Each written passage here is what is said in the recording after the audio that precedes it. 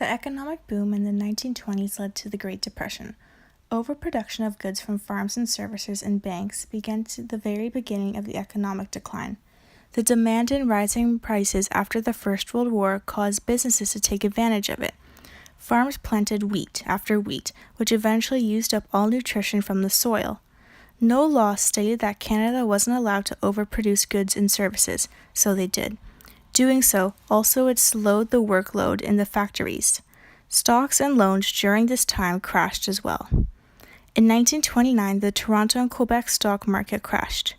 Everything was going out of business. Businesses closed their doors and people were unemployed.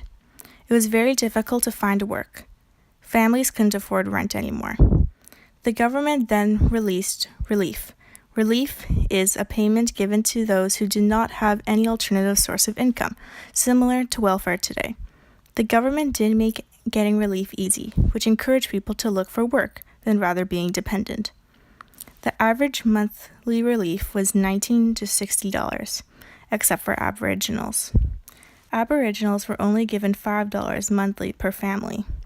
Aboriginals were expected to live off land, but with conditions on the reserve so poor, it was difficult and unpleasant to do so. Along with this already, the government took the land off from their reserve. The government transferred land from the Squamish Capilano Indian Reserve to build the Lions Gate Bridge, without even consulting any First Nations people. Many Inuit families fell into poverty. Land was taken from them, and the prices of fur kept dropping. Also, an additional problem was added, which was a health issue from the change in their diet and lifestyle. In 1932, the only way for First Nations to make money was to sell wood to the Hudson's Bay Company, hoping to buy at least some supplies to help with the fur trade again. In 1934, diseases were very relevant. Death rate was 4 times as high.